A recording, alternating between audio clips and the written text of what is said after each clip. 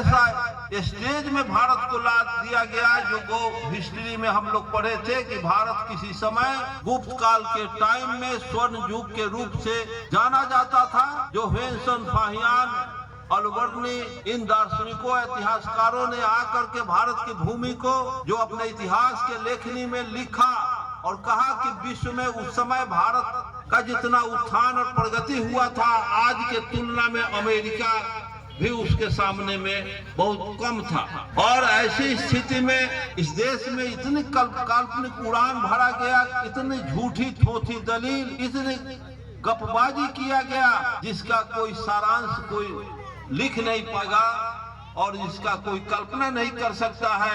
इस देश में इंसान उड़ता था, आकाश में जाता था, पहाड़ उठा लेता था, समुद्र पी जाता था, समुद्र लांघ टप जाता था, समुद्र को उड़ के पार करता था।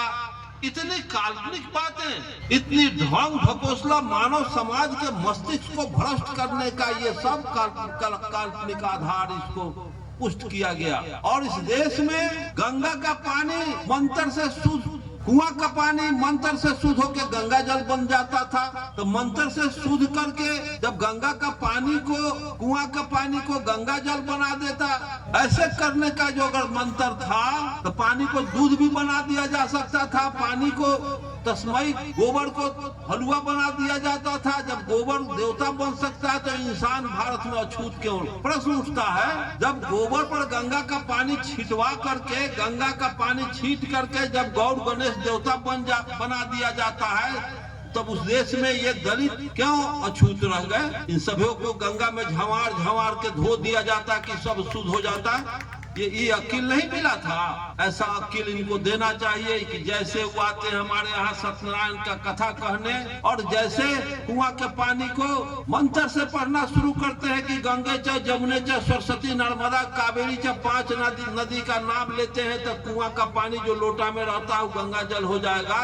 आम के पत्ता से कहेंगे कि गंगा का पानी निकाल के गोबरा पर छीट के गोर लगा, तो गंगा का पानी जैसे गोबर पर पड़ गया तो शुद्ध होके गौर गणेश देवता हो जाता है और हम नमस्कार कर लेते हैं। तो भारत में पूछना ना चाहिए इन बैकवर्डों को कि भारत में अछूत दलित क्यों है? सबको गंगा में झंवार झंवार के धो दो कि सब शुद्ध हो जाए। तो तुम एक तरफ गोबर को देवता बना रहे हो, इंसान अछूत पड़ा हुआ है।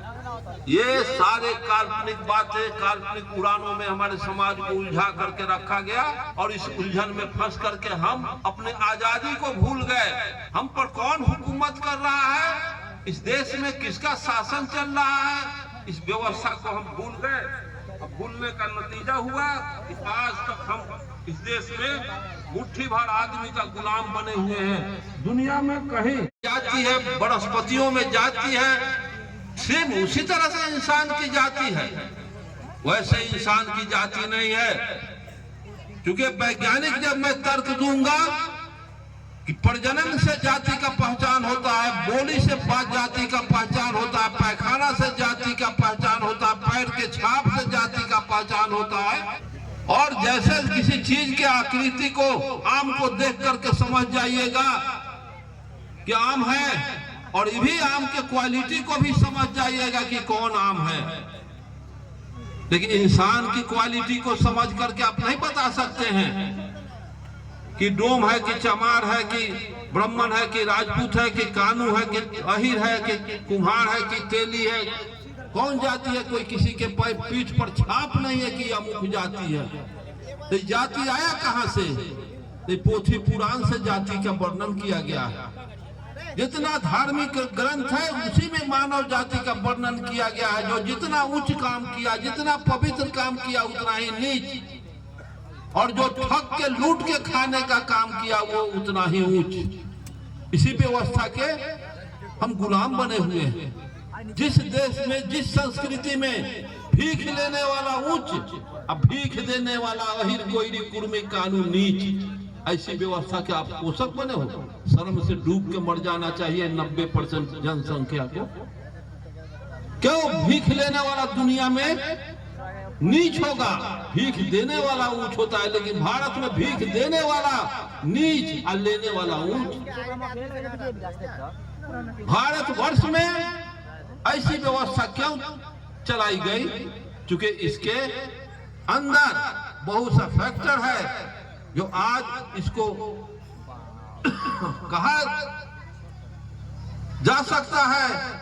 क्योंकि आज हमारे समाज के लोग अज्ञानी बने हुए हैं। जब तक सत्य से साक्षात नहीं कराया जाएगा, सत्य का दर्शन आपको नहीं होगा, तब तक आप इस बुराई से नहीं निकल पाएंगे। मानव में कोई छूत होता नहीं है, इंसान में कोई छूत होता नहीं है, कोई ऐसी भावना नहीं है कि कोई छूत का कलर हो, छूत हरियर है कि लाल है कि पियर है, इसका कोई कल्पना करेगा? छुआ गया, अगर छुआ गया तो उसका कलर बदल गया।